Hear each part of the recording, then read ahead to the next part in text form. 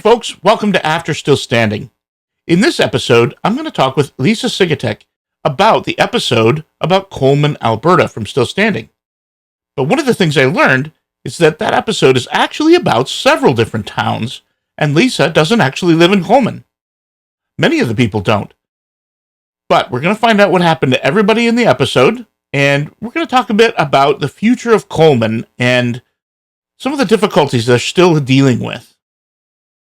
So I hope you'll join me. All right. Well, thank you for meeting with me. How do you want to do this? You're welcome. I just have a ton of questions. Yeah. Sorry, my background is my background. I don't know if I can change it. I don't know how to. Oh.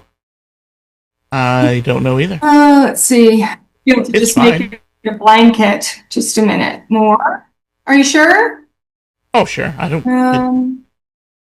Yeah, I don't know how to do it. I don't know. I'm not that tech savvy. All right. Well, I'm just going to get right into it. You're from Coleman, which is famous for disasters. Well, I'm not. Yeah. Yeah. What were you going to say? Well, I'm not really from Coleman. So when they talked about where we're the area, they picked the town of Coleman. But I live in a valley, so I live in Pass. So there's actually 5 little towns that make up what's called the Crowsnest Pass, and we're all within a couple of kilometers of each other. Yeah.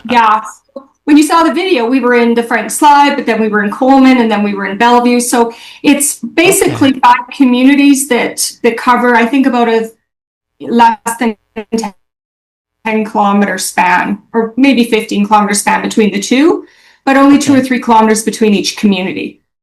Yeah, so I'm from Blairmore. I did live in Coleman for a while when I got out of university, and it's funny, I grew up, my kids are 5th generation Crowsnest Pass, so my family actually emigrated from Poland to work in the coal mines, and so I was 1st generation kind of area, and our family grew up in Blairmore, so when I went to university and I came back home, our first house was in Coleman, and I remember saying to my mom, I got to move back into town. Into town is 2 kilometers away. Right. Yeah. 3 miles away. Yeah, it was pretty funny.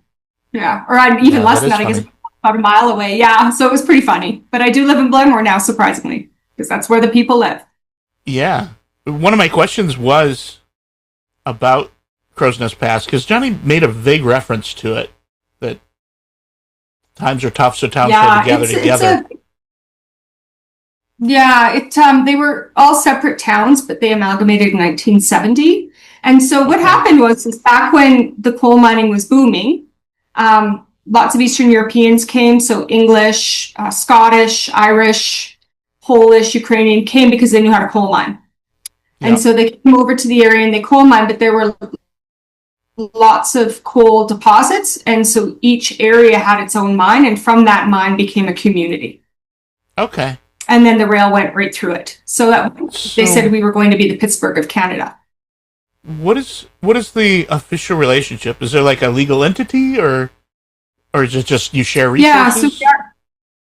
Yeah, so we're actually a specialized municipality, which means when it comes to government funding or government granting, we apply for it as one community instead of 5 separate towns. So it allows us to get better funding for infrastructure, for any sort of transportation, like anything that has to do that the government would fund for roads, things like that. Then we just have a bigger pot of money we can ask for. Yeah, so it's beneficial in that. Yeah. But everybody, it doesn't matter which town you live in. When people ask you where you're from, in the past, they were very protectionist to their community. So they would say, I'm from Bellevue, and Bellevue people fight more people. But now we just say we're from the Crowsnest Pass. All right. That's pretty cool. It's awesome country. I live in the most beautiful place in the world. I saw that. So, if you look at... No, go ahead. Go ahead. I was just going to say, if your viewers have heard about Banff National Park, it's in Alberta. It's everybody talks about going to Banff. So as the crow flies, we're about 30 miles from the border of Banff National Park. So I actually live in the same mountains and the same range as Banff National Park. I'm just not National Park. That's pretty cool. I'm at the very apex of the Rocky Mountains. Yeah, it's a beautiful place. Lots of bears. We have tons of bears right now. We're having bear issues. Cougars, you name it. We've got it roaming around. Yeah. Yeah. So the area is famous for disasters. Has anything terrible happened in the last 12 years? Yeah, actually, we've had a few weird things. So we're just, Really? we're a community that's full of disasters. So like we talked about in the video, we have Canada's worst mine disaster from 1914. Yep. Of course, we have the Frank Slide from 1903. We had a disaster in the Bellevue mine that killed 30 miners. So that one's really tragic because the miners were in the mine and they had their entryway was blocked. There was an explosion in the mine and the entryway got blocked. And when that happens, you have a buildup of CO2. That's basically what kills people when they're stuck in a mine. Is you have a buildup of carbon monoxide. You breathe it in and you can't expel it. You can't get oxygen, and that's how you die. Right. So a lot of people who have died in mine disasters come out really red because you're breathing in that carbon monoxide. But when this disaster happened, they actually had a breathing hole in the mine. Okay. And so they were getting fresh oxygen in that pocket where they were stuck. But the mine manager of the time was worried that there was an internal fire and didn't want to feed the fire and shut the air off. And so they all died. Yeah, and that mine now is in the video. There's the walkthrough that you did through in that in the still video. That's the Bellevue mine. So in that mine, there was a disaster that killed 30 men. Yeah. Wow. So it's really eerie when you're in there. If you know the local history, it's quite eerie to be in there. Sure. There's just a feeling of unrest. Just like when you go up to the Hillcrest, you can hike up to the apex or to the beginning of the to the buildings that are still at the Hillcrest mine. We didn't do it in the video, but you can actually go and walk up there to right into the entrance where one of the young workers was outside of the mine. He was like 17 years old and the blast blew him back into the hoist house and killed him. And you can actually go to that hoist house and you can be in that area and you can still feel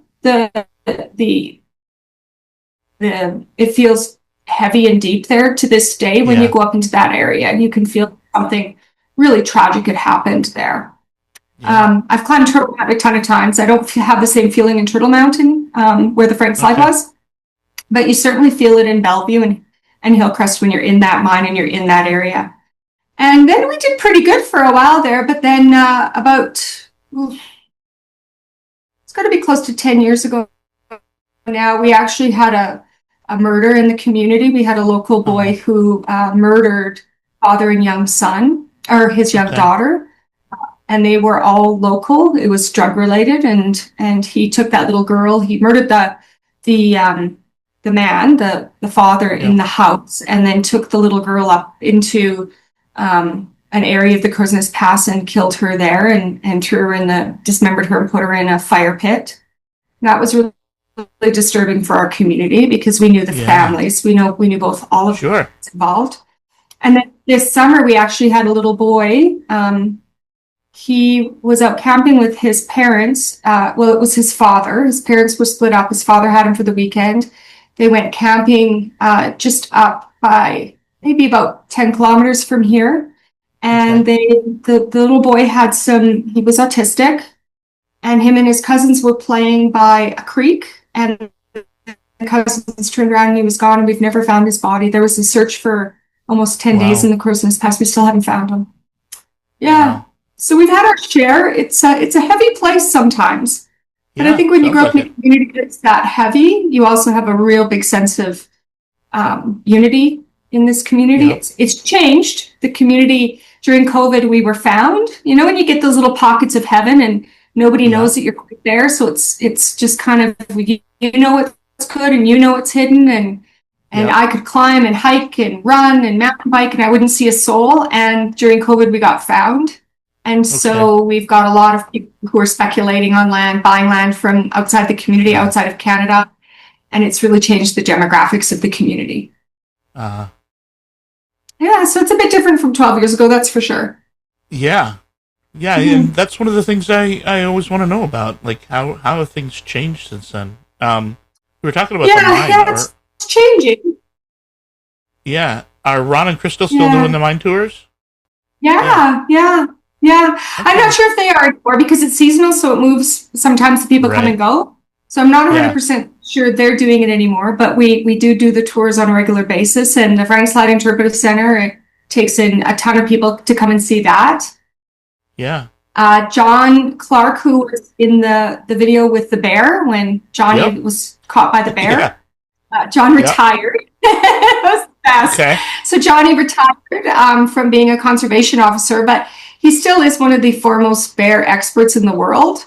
Okay. And so now he owns his own company where he goes out when they had the G7 here in Canada at Kananaskis country lately for all of the world leaders. He actually ran the bear dog program to make sure that there were no bears in the area. So he does a ton of consulting. He is still at any sort of bear maulings. He's involved, especially here in the Crowsnest Pass. So he's still active in the industry, but not working for the government anymore. He retired. Right. And ended up doing really well. Retired, but probably busier than he's ever been. Yeah. Kerr died. So Miss Kay Kerr, who was the Kentucky Fried Chicken lady. Yep. Remember, we did the interview with her, and she had created the gravy recipe for Colonel Sanders. I remember. Yes. Yeah. So Kay passed away. She's gone now. And Buddy, who worked with me, he was the one that was in the video with me. He passed away in 2017. Did Buddy ever retire?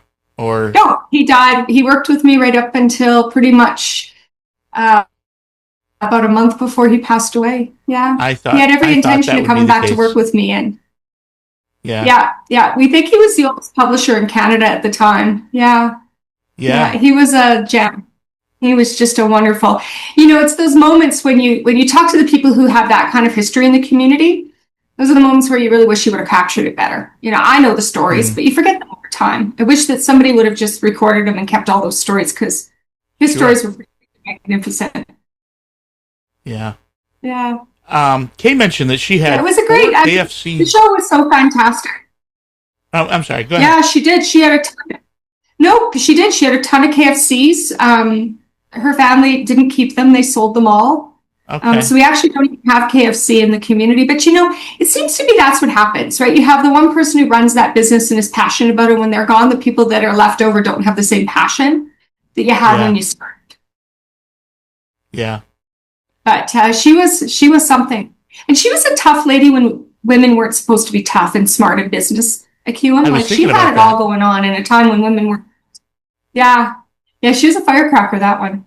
Yeah. Her grandson, actually, John Kerr Jr., he is a filmmaker in Canada. Okay. So he's doing quite well, does a lot of indie stuff, has done some stuff in Hollywood, but he's quite the filmmaker. That's really cool. Yeah. It's been cool. I come from quite small towns, and a town big enough to have a KFC is a big town to me. And I think she had 4 of them. I'm like, wow, what kind of city do you live in? But all 4 weren't here, but they were in very close to the Crowsnest Pass, so they were all very situated within a half an hour distance for sure. Okay. Yeah. Gotcha. And you know what? The gravy doesn't taste the same, so I don't know what they did wrong, what they changed, but it doesn't taste like it used to. She wouldn't even try it in the show. No, because it's different. And hers was so good. It was spicy, but it's like everything else, it gets commercialized and changed, and sometimes it isn't always for the better, right? Yeah. Is Joe Trotz still out doing the cowboy thing? You know what? Our rodeo starts next weekend, and he is still ahead of the rodeo. Oh, yeah. He is got his land and his arena, and he's doing it all. He's just such a wonderful, wonderful human being and such a great ambassador for this community. Yeah, the rodeo comes in. It's the first indoor rodeo of the pro rodeo of the season. So we have tons of people coming up from the U.S. to do it as well. And it's a good paying rodeo. So we really have some of the best rodeo people around that come up here. And he just puts on such a class act. Yeah. It's probably our biggest economic, tourist driver, Yeah, it's really cool, and we get good stock. It's not a joke rodeo. It's the real thing. Yeah.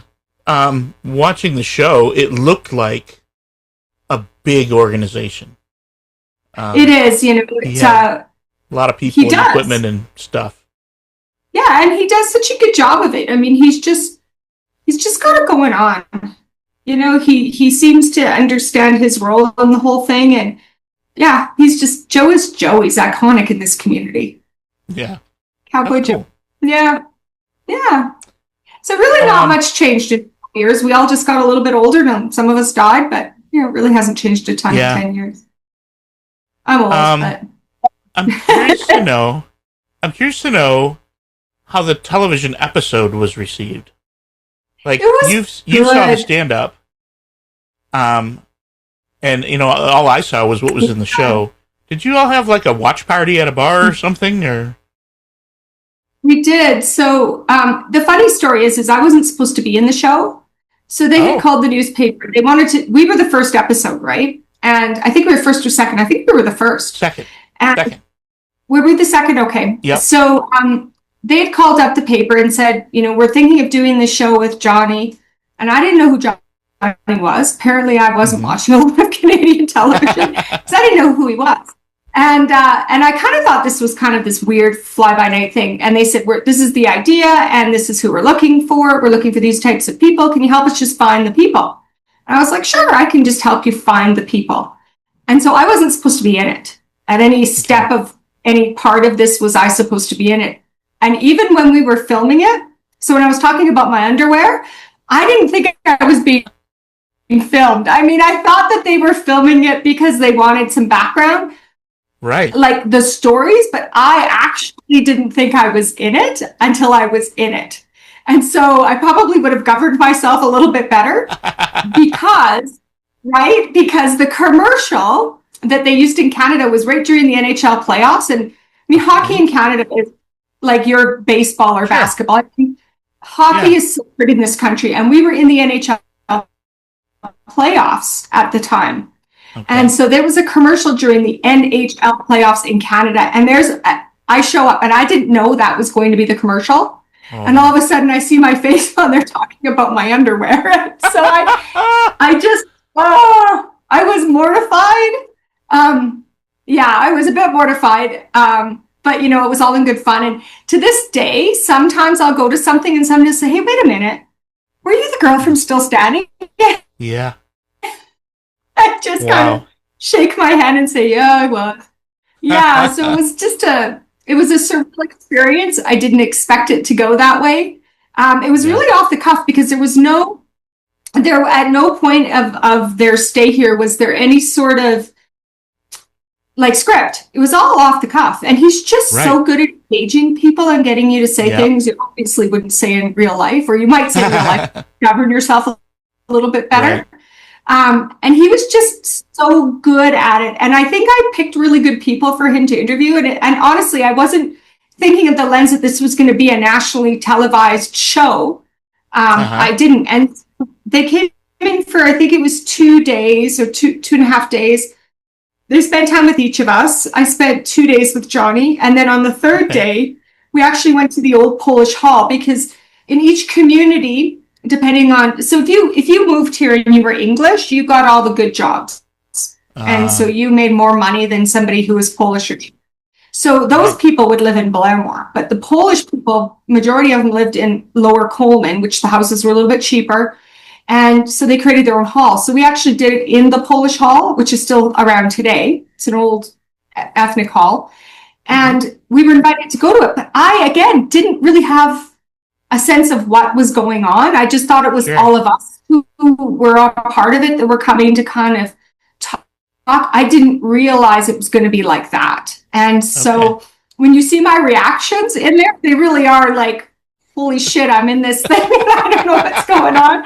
And this could go really bad. So I don't think I had a true appreciation. And I think probably people after me knew what was coming, but because we were so new, I didn't know what was going to be happening. So it was really cool. And Jonny was just so good at his job. Yeah. I mean, I haven't watched a ton of them afterwards, but I have to think ours was probably one of the better ones, just because it was so off the cuff. And people were governing themselves like they would in later episodes, right? In later episodes, they knew they were getting interviewed. I had no friggin' clue. I was so, I probably would have said a few things differently. There was only one episode before yours, and I talked to somebody from Bamfield last week, and she said that as a town they were quite nervous because they didn't have any idea what the show was going to be like. They were afraid that he would make fun of the country bumpkins or something. And I wasn't worried about that. No, I wasn't worried about that as much as I didn't understand what the angle was. I mean, I knew I was there to help him, and you would think the newspaper person in me would try to suss that out, but I didn't. I didn't. I was really excited to talk about my community, though, because I just think we were this jewel with so much history. I mean, we not only live in the mountains and we have natural beauty, but we also have this component of just such a tragic history for such a small community. I think if you probably added in, what's happened in this community, we would compare against any probably community in the world when you really think about all of the tragedy that's taken place here. Yeah. There's a hike. We have a hike. It's called the plane crash. And so back in World War II, there was a plane that came through and it couldn't top the mountains and it crashed, and the people tried to save them and they couldn't. And so you can actually hike up and see this old World War II plane, and you can go in it, you can see everything. We have, like I said, the Bellevue Mine, the Frank Slide. I mean, every town has its own mining disaster. And then we've had murders. Yeah. I mean, we had the first shootout, or we had the last woman in Canada to be hanged was from the Crowsnest Pass. Wow. So we had during Prohibition, we had a rum runner in the Crowsnest Pass. His name was Emperor Pick, and he shot and killed a constable he thought had killed his son. And the son was coming the whiskey run, and Emperor Pick thought his son had been shot and killed. So he went to this constable's house in Coleman, and he confronted him, and in the car was his house, like his maid. He brought his maid with him, which we're not sure if that was his maid. Yeah. Brought her with him, and he shot and killed Constable Lawson. They hid out. They were found. Wow. They were both hanged. She was the last woman hanged in Alberta. And in fact, they were both very strong Catholics. There's been a play. There's actually been an opera made about it, like an international opera made about it. Yeah, and part of the story is that right up until the day that she was hanged, she was visited by a priest called Father Fidelis, and he met with her and said, and if you're Catholic and you say, I did it and I did something wrong, you're absolved of your sins, and basically you can go to heaven.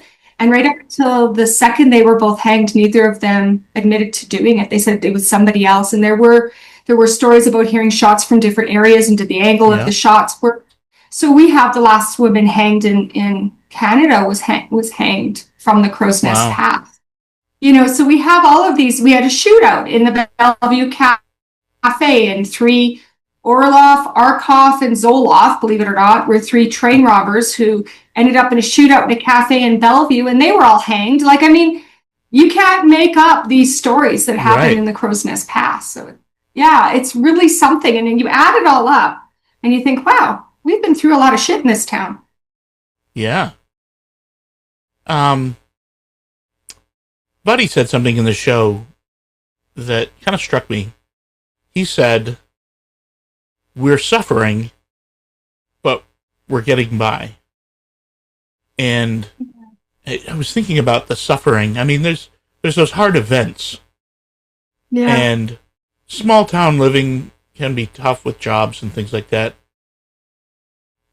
But is it, like, suffering is something you try to stop, to end. Yeah. Through whatever. Yeah. Maybe you bring in jobs or whatever. Are you, you like you're suffering where you are? We were like, I think when he talks about suffering, he talks about the tragedy that we've had in the community. And I think that tragedy builds resiliency. And so, we're suffering, which is his comment is we've suffered, but we've also become a stronger community because of that suffering. Financially, we don't have an issue. I don't know what you would compare us to in the US, but we're a community that has zero industry. So when you pay your taxes, a lot of times your taxes have an industrial component that adds into your tax base, which pulls your taxes down for your residents. Right. We don't have that. So 83% of our tax base is residential. So that puts a lot of strain on community people. And so we're really pushing really hard here in the Crowsnest Pass to reopen coal mining. So we have an opportunity. Yeah, we have a company or a company based out of Australia who's trying to reopen one of the mines. And I'll tell you, it's just been a fight. If you Google Crowsnest Pass and coal mining, whew, it's been a fight, because we really, our community's been built on coal mining, and it's metallurgical coal, so it's coal that makes steel. And there's not many countries in the world that actually make coal, this kind of coal that makes steel. There's Canada, Australia, and Russia. That's basically it. So our coal isn't used to make energy. Our coal is used to make steel. And so we're fighting tooth and nail to get that coal mine open, because that will add tax base to the community. Coal miners make, driving a truck in a coal mine, you can make upwards of $150,000 a year, working 4 days on, 4 days off. It's just a really good standard of living. It's a good, and it's open pit mining, so it's above ground. It's just a good way to live. Yeah. And so we're trying to open this mine, and I will tell you, it has been like the worst experience when it comes to the environment and the NGOs. And we even have a country western singer who's trying to start a petition to stop it. So he's doing free concert. He's kind of a second-rate country singer. Kind of sucks, actually. He's an asshole. But anyway, he's trying to stop our coal mine. And so we're fighting tooth and nail to come back to our roots, which is, coal mining. Yeah. When did the last coal mine close? Like, what kind of mining was happening? In the late 1960s, I believe, like 69-ish, or I don't even think there was one in the early 70s. And so for that period of time, we just have really been suffering financially as a community. Right. Yeah, we have. And then we used to have like cheap houses, right? So no houses in Canada are cheap, just for the record. Right. Nothing in this country is cheap. Canada is a really, really expensive country to live in. Incredibly expensive to live in. You pay over 50% of your wages to taxes. So it's not an easy country to be prosperous in.